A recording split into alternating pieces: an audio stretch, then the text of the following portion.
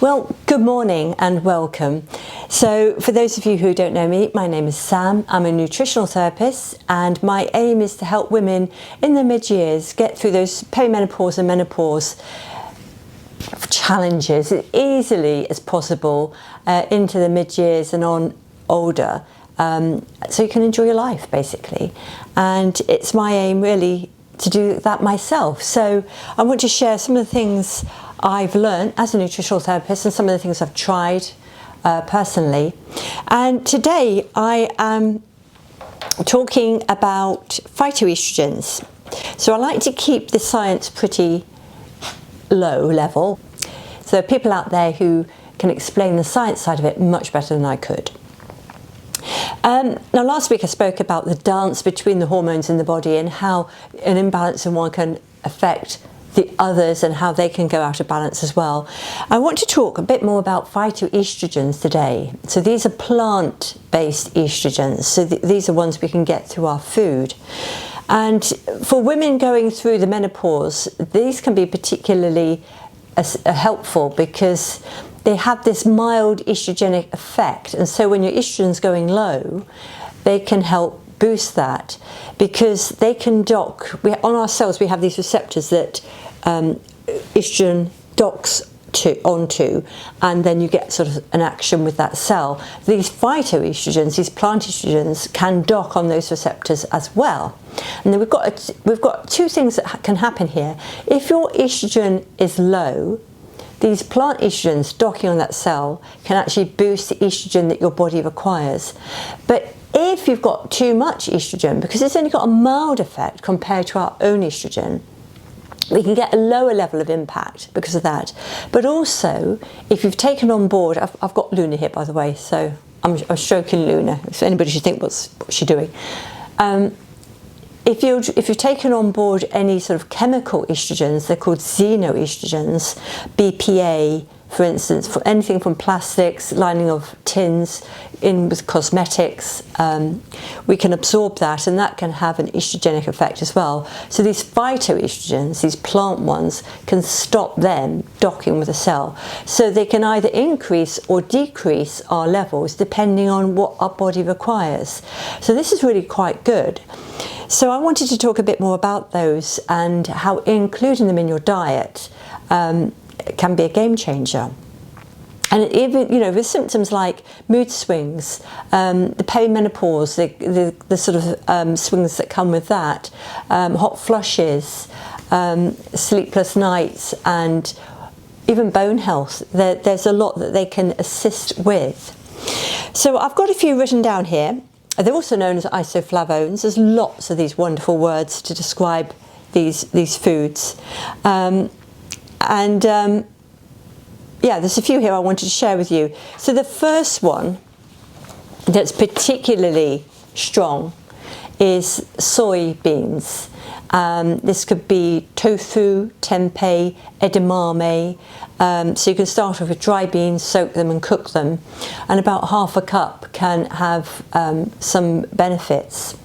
And what I like to then think about is the blue zones of the world, those places where people live to 100 years of age without medication, quite happily, healthily, and readily. You know, it's quite a common thing in many areas of the world. And they have very different kind of diets, really, but they do have common ground. One of the things in the diets that is fairly common is eating legumes on a daily basis, and soybeans are particularly high, but other legumes like chickpeas and kidney beans also contain these phytoestrogens. So that to me is quite interesting because to this date, I haven't looked up this year so far, to this date I haven't found any research into the females of these blue zones, how they go through menopause, what are their experiences in perimenopause. They are not on medication, and they are living to a ripe old age. They don't appear to have the same bone problems or heart risks that many Western people do, and I would really love to know what it is that they do. But these beans, to start with, I would say this is really quite key. If it's really benefiting them into old age, I think it can benefit all of us if we have a cup of beans per day, or half a cup to a cup of beans per day. So tofu and tempeh, even soy milk, I'm not keen on it. One thing I would say, I'm not keen on it because so much of it is genetically modified. So if you choose tofu, tempeh, miso, soy milk, look for organic, because you're going to get better quality that way to help you really benefit. The genetically modified versions, I feel very strongly, we still don't know the sheer impact that can have on us. So I'd keep to the organic versions. I think it's important to also say, women in the East, where science has shown lots of benefits, at lower risk of breast cancers in their society compared to the Western society, they do have different gut bacteria to us, and I think they can benefit more from these compounds, these isoflavones, these phytoestrogens in soy, because they have a good gut bacteria to help get the best out of it. And gut bacteria are important for us to get a lot of compounds out of our food. So it's not just our digestion, it is the gut bacteria as well that count. So if you're not used to eating legumes, soybeans, or whatever it may be, I would suggest that you start with a small portion and don't look up what's recommended, you know, like a whole cup of beans every day. You would probably find your digestive system would respond quite negatively, because it's too much for it to deal with straight off like that. So a gradual introduction and then gradual increase will allow your gut bacteria to develop and adjust to help you really get the most out of those foods. So I'd say a little bit of patience with it is called for, and with any change. I recommend that with any change anybody makes, do it gradually. Allow your body to adjust and adapt. You know, we can't all, not everybody can adjust and adapt overnight. If you haven't got the right makeup in your body, if you haven't got enough digestive juices of some sort or another, maybe you can't break down that food properly. If you haven't got the right gut bacteria, you could suffer as well. So that's quite an important one. So I think they're good. They're a good addition. I'm not over keen, but every time I read about soy, I keep thinking I really ought to just have a little bit more in my diet. My next choice is linseeds, otherwise known as flax seeds. These are also pretty good. Now I like these because these are easy for me.